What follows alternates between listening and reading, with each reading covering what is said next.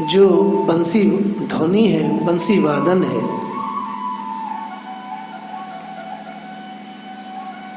भगवान के प्रति प्रेम भाव को और उनके मिलन की आकांक्षा को जगाने वाली है। भगवान जब वेणु वादन करते हैं तो उसका सीधा सा अर्थ होता है कि वो अपने भक्तों को पुकार रहे हैं, उनका आह्वान कर रहे हैं, उन सब आत्माओं का जो कोटि कोटि जन्मों के साधन से त्रस्त हैं, ग्रस्त हैं। अब वह उनको मनवांछित फल देने के लिए उन्हें पुकार रहे हैं, क्योंकि रास्ता नहीं मिलता है जब तक भगवान ना पुकारे। भगवान हमें पुकार रहे हैं, इसकी पहचान क्या है? हमारे मन में लगातार भगवान को के मिलने की आकांक्षा दिन और प्रतिदिन बढ़ती जाती है। भगवान पुकार रहे हैं, यही पहचान है कि संसार से मनुष्य विरक्त होने लगता है।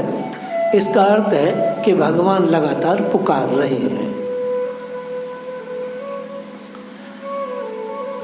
जब भगवान पुकारते हैं तो मनुष्य एकांत की ओर बढ़ता है, उसे एकांत में अपने प्रीतम से बात करने की इच्छा जगती है। अर्थात जो उसके स्वजातीय भक्त हैं उनसे वह बातें करता है। हमारे आश्रम में तो बड़ा एक विलक्षण चीज़ है, जो स्वजातीय भक्त हैं वो आपस में सूकर कुकर की तरह लड़ रहे हैं, जबकि स्वजातीय जो भक्त होते हैं वो आपस में श्री कृष्ण की चर्चा करते हैं, क्योंकि उनको एकांत मिला है, अर्थात भगवान ने उनको पुकारा है।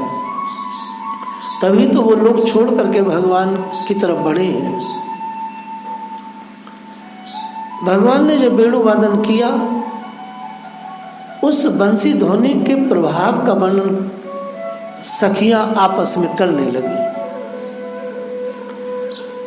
ब्रज की गोपियों ने बंसी ध्वनि का माधुर्य आपस में वर्णन करना तो चाहा अवश्य, परंतु बंसी का स्मरण होते ही वह बंसी के उसका प्रभाव था उसका वर्णन करने में अक्षम हो गई। उनके मन में श्री कृष्ण की उस वेणु ध्वनि को सुनकर के इच्छा तो थी कि इस वेणु के बारे में हम चर्चा करें आपस में कि वेणु क्या है, इसकी ध्वनि क्या है, श्री कृष्ण कैसे पुकार रहे हैं। लेकिन वेणु की ध्वनि कान में आते के साथ ही सारी सखियां एक विचित्र भाव में खो गई। किस भाव में खो गई? जो एकांत में प्रीतम से मिली थी और जो श्री कृष्ण ने उनके साथ चेष्टाएं की थी, जो वार्ताएं की थी, वह सारी वार्ताओं में आपस में वो गुम हो गई। अब वो वेणु की ध्वनि को सुन करके उसके बारे में कुछ चर्चा करने में एकदम असमर्थ हो गई। सुखदेव गोस्वामी ऐसा कह रहे हैं। आचार्य सुखदेव कह रहे हैं, तद वर्ण्य तु अरब्धा स्मृत्य कृष्ण चेष्टितम नाशकन वेगेन विक्षितम मनसो नृपः अवाहरा पीडम नटवर वपु कर्ण्यो कणिकारम अविंदारणम सपदरणम प्रवेशदः गीत कीर्तिहा।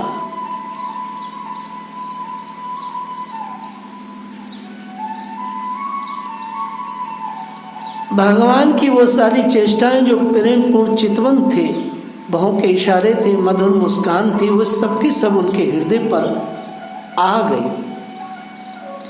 उनकी भगवान से मिलने की आकांक्षा और बढ़ गई। उनका मन उनके हाथ से निकल गया। वह मन ही मन वहां पहुंच गई जहां श्री कृष्ण थे।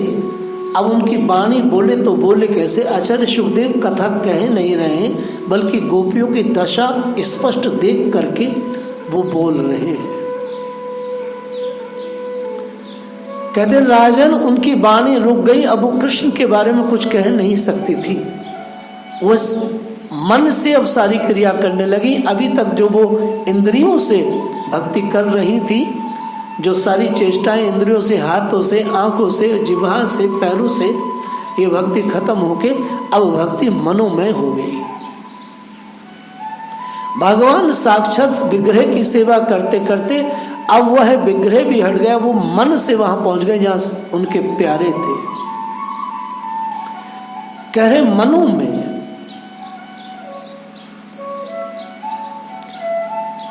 वह मनी मन देखने लगी। वह साक्षात नहीं देख रही थी, वह जहां थी समूह में थी और समूह में आपस में पहले चर्चा कर रही थी। चर्चा करते करते हर गोपी का ध्यानार्थ, हर गोपी का ध्यान लग गया वहीं समूह में। अर्थात समूह में जब गोपियां थी वो किसी वन में नहीं गई, वह किसी गुफा में कमरे में नहीं गई, वहीं के वहीं जो वो बोल रही थी, आपस में चर्चा कर रही थी श्री कृष्ण के बारे में, एक साथ सब मनु में विग्रह में पहुंच गई और एक साथ सबका ध्यान लग गया और मन में से डूब करके भगवान को आलिंगन करने लगी, मन से ही बातें करने लगी और किसी गोपी को किसी के बारे में कुछ एहसास नहीं हो रहा था कि हम एक साथ हैं कि अलग हैं। यही विलक्षणता है प्रेम की। टटपुंजिए लोग कहते हैं एकांत में भजन करेंगे। तुम बड़े भीड़ में भी एकांत में हो सकते हो। गोपियां इसलिए नहीं है सबकी आचार्य, गोपियों ने सिद्ध किया है कि भक्ति ऐसे होती है। उन्होंने देखा श्री कृष्ण ग्वाल वालों के साथ वृंदावन में प्रवेश कर रहे हैं।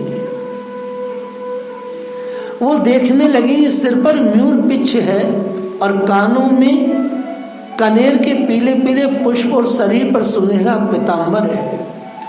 गले में 5 प्रकार के सुगंधित पुष्पों की बनी वैजयंती माला पहने हैं। रंग मंच पर अभिनय करते हुए श्रेष्ठ नट का सा क्या ही सुंदर वेश श्री कृष्ण का वो देख पा रही थी। वो सुन रही थी, अपने कानों से बांसुरी के छिद्रों को वे अपने अधरामत से भर रहे हैं। ये सारी चीजें उन्हें प्रत्यक्ष दिखाई दे रही थी, सुनाई दे रही थी।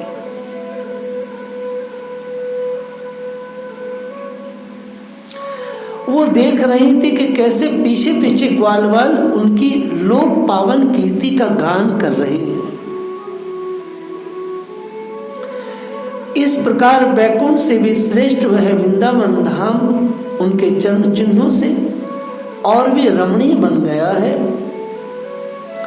परीक्षित यह वंशी ध्वनि जड़ चेतन समस्त भूतों का मन चुरा रही थी, क्योंकि गोपियों ने उसे सुना और सुनकर उसका वर्णन करने लगी। वर्णन करते करते वह तन्मय हो गई और श्री कृष्ण को पाकर आलिंगन करने लगी। आप देखिए, वह श्री कृष्ण को मिली नहीं है, वह श्री कृष्ण को स्पष्ट नहीं देखी है। वो एक समूह में भगवान की चर्चा कर रही थी। अचानक उनके कान में वेणु आया और वेणु सुनते के साथ ही वो तन्मय हो गई। जहां जो बैठी थी वहीं से वो ध्यान करने लगी और साक्षात भगवान की समस्त लीलाओं को वो देखने लगी और प्रत्यक्ष दृष्टि गोचर हो रही थी वो सब लीलाएं जो श्री कृष्ण कर रहे थे उस समय। भीष्म पितामह रण क्षेत्र के शिविर में बैठे हैं। रात्रि का 1 बजा है। भगवान का ध्यान कर रहे हैं। भगवान का ध्यान करते हुए क्या देखते हैं कि श्री कृष्ण के स्थान पर एक ऐसा व्यक्ति का दर्शन हो रहा है जो काली कमली मुंह से नीचे तक ओढ़े है और एक हाथ में डंडा है और एक हाथ में एक दीपक है और उसके बराबर में एक नारी है। वह नारी भी घूंघट में है। आज श्री कृष्ण का ऐसा अजीब दर्शन हो रहा है। रोज तो पार्थसारथी का दर्शन होता था, आज तो ऐसा हो रहा है।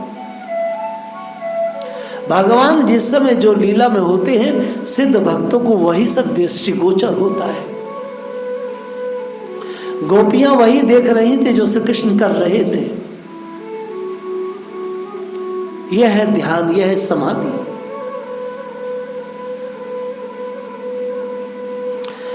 इति बेणु रवम राजन सर्वभूत मनोरम।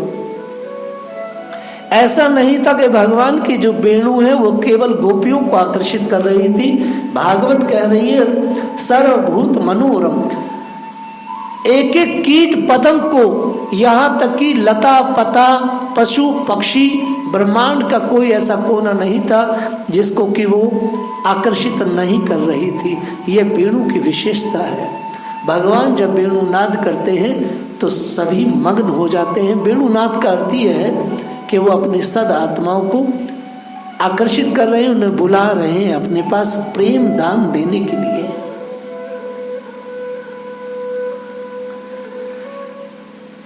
अभी वो ध्यान कर रही थी श्री कृष्ण का, अभी मन ही मन भगवान का लिंगन कर रही थी। ये सारा कार्य करने के बाद गोपियां आपस में बातें करने लगी। साधना जब पूर्ण हुई, जब प्रीतम का आलिंगन हो गया, प्रीतम को देख लिया, प्रीतम की सारी चेष्टाएं देख ली उन्होंने मन ही मन अपने मन के पटल पर, तो आंख खोल करके अपनी बात करने लगी। बातें क्या कर रही हैं? आचार्य शुकदेव कह रहे हैं, गोपियां आपस में बातें कर रही, अरे सखी, हमने तो आंख वालों के जीवन और उनकी आंखों की ये बात मैं 3 दिन पहले बोल चुका हूं। इतनी सफलता समझी है कि बस ये भगवान का दर्शन करिए। इस तरह की बातें कर रही हैं और जिस वेणु को भगवान बजा रहे हैं उस वेणु पर वह चर्चा करने लगी।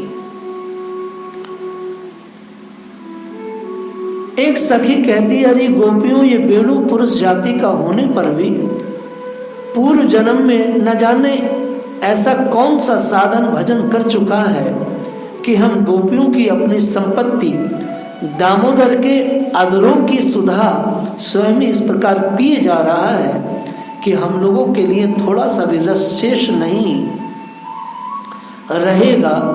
इस वेणु को अपने रस से सींचने वाली हदनियां आज कमलों के मिस रोमांचित हो रही हैं। अपने वंश में भगवत प्रेमी संतानों को देखकर श्रेष्ठ पुरुषों के समान वृक्ष भी उसके साथ अपना संबंध जोड़कर आंखों से आनंद अश्रु बहा रहे हैं।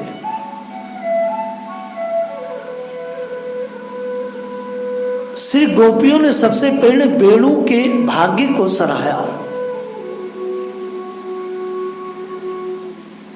कि सखी, इस वेणु को देखो कि है तो पुरुष जाति का और हम स्त्रियां हैं, श्री कृष्ण से दूर हैं, और इस पुरुष जाति के वेणु ने पता नहीं क्या तप किया है कि भगवान का डायरेक्ट यादरा अमृत पी रहा है। दूसरी सखी कहती है, अरे तुम वेणु से इतना चिढ़ क्यों रही हो, ईर्ष्या क्यों कर रही हो? भक्तों को ईर्ष्या करना बड़ा बुरा है, भक्तों को ईर्ष्या नहीं करनी चाहिए। मैं एक तत्व की बात बताती हूँ। बहुत ही बड़ी बूढ़ी गोपी है, तत्व की बात बताने में कहने लगी कि जरा वेणु का आप तप तो देखो कि ये जब अपने परिवार से अलग हुआ, अपनी माँ से अपने पिता से अलग हुआ, अपनी जाति और कुनबे से जब अलग हुआ, तो इसने अपने आप को अग्नि में तपाया। अरे वीर, अग्नि में तपाने के बाद भी शांति नहीं मिली। फिर गरम सलाखें लेकर के इसके शरीर में प्रवेश किया गया, इसके शरीर को खोल किया गया। अभी फिर भी इसका तप कम नहीं था। तत्पश्चात इसके शरीर को छेदा गया ताकि छिद्र बन सके। यह तो इसने जब किया जब ये अपने कुटुंब, कबीले, माँ पिता, जाति से अलग हुआ। लेकिन वीर जब ये अपने माता पिता के साथ था, वहां भी इसने वर्षा को, ग्रीष्म को और इसने सर्दी को सहा है। और इतनी इसने तप करने के बाद और तप के बाद वहां से हटने के बाद ये इस लायक बना, इतना त्याग, वृत्ति, वैराग्य और इतना सुरीला बना, इसने अपने वंश की सारी वह गंदगी, सारे जो अवगुण थे हटा के तब जाकर के ये श्री कृष्ण के अधर पर आज नृत्य कर रहा है। एक गोपी ने वेणु के बारे में कहा, दूसरी गोपी ने वेणु का अनुमोदन किया कि अरे वीर, श्री कृष्ण के अधरामृत भगवान का संग बिना तप के, बिना अपने को जलाए, बिना अपने को मार्जन किए बिना किसी को भी नहीं मिल सकता। आचार्य सुखदेव कहते हैं कि वेणु के भाग्य और वेणु के वंश और जाति को देख करके गोपियां कहती हैं, वीर, इसके जो जाति के जो वृक्ष हैं अर्थात जो बांस है, वो इस बालक को देख करके आज बड़ा प्रसन्न हो रहा होगा कि ये जो बालक, ये जो बांस है, ये जो वेणु है, ये हमारे ही वंश का है, ये हमारा ही बच्चा है। आज ये इतनी ऊंचाई पे है कि परात्पर ईश्वर को भी सुख दे रहा है। तो वो अपनी जाति का संबंध, अपने वंश का संबंध इससे जोड़ करके उनके आंखों में आनंद आंसू हैं। वास्तव में कभी भी जब कोई व्यक्ति भगवान के धाम जाता है वैष्णवों में, तो सारे वैष्णव एकदम आनंद आंसू बहाते हैं कि चलो कोई भगवान के धाम में पहुंचा। भगवान के धाम में पहुंचने का अर्थ यही है कि किसी ने बिल्कुल निष्पाप निष् अपराध के अच्छा भजन बनाया, अच्छा सेवा किया और बिना कलंक के ठाकुर जी की कृपा से उसने अपना देह त्याग दिया। तो हम सोचते हैं कि कली काल के इस विषम परिस्थितियों में कोई व्यक्ति ने अपने समय का, अपने शरीर का, अपनी योग्यताओं का बहुत बड़ा उसने सदुपयोग किया। सारी योग्यताओं का और सारे जीवन का, शरीर का सदुपयोग यही है कि श्री कृष्ण के लिए रहे, श्री कृष्ण का भजन करे और श्री कृष्ण की संगति में रहे।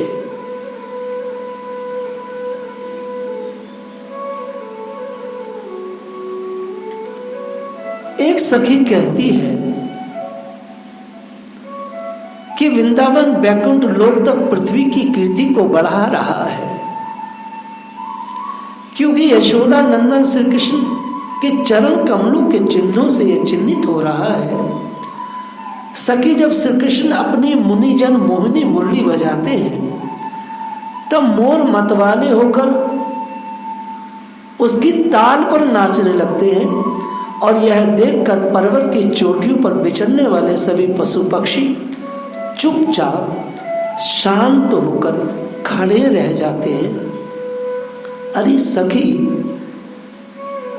जब प्राण वल्लभ श्री कृष्ण विचित्र वेश धारण करके बांसुरी बजाते हैं तब मूल बुद्धि वाली ये हरनिया भी वंशी की ताल सुनकर अपने पति कृष्ण सार मृगों के साथ नंद नंदन के पास चली आती हैं और अपनी प्रेम भरी बड़ी बड़ी आंखों से उन्हें निखरने देती, उन्हें निहारने लगती है। निखारती क्या है, अपने कमल के समान बड़ी बड़ी आंखें श्री कृष्ण के चरणों पर निछावर कर देती हैं और श्री कृष्ण के प्रेम भरे चितवन के द्वारा किया हुआ अपना सत्कार स्वीकार करती है। ये श्लोक बड़ा दुर्लभ और दिव्य है।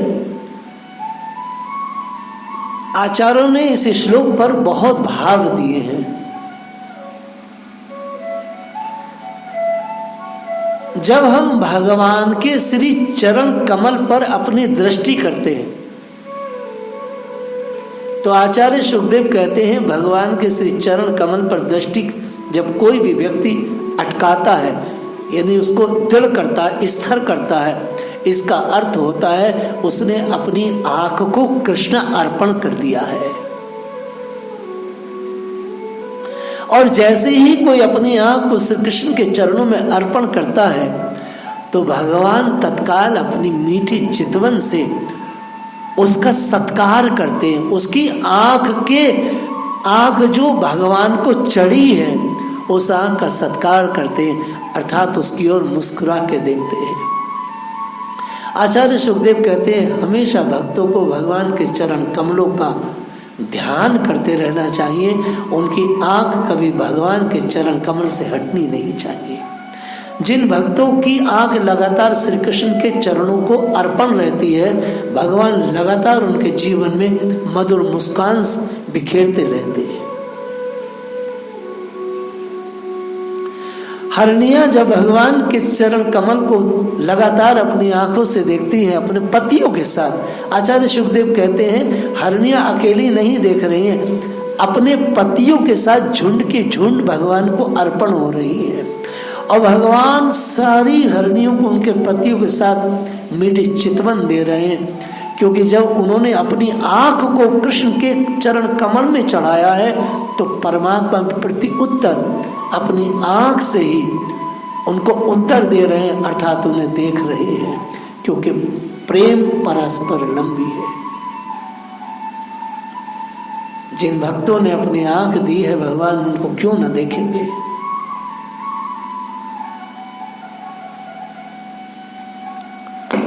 जिस इंद्री से भी, जो इंद्री भी भगवान को अर्पित है, जिस इंद्री से भी भगवान की सेवा की जाती है भगवान उसे स्वीकार करते हैं। सबसे महत्वपूर्ण आंख ही है, इसलिए आंख से कभी भी भगवान के चरण कमल को ओझल नहीं करना चाहिए।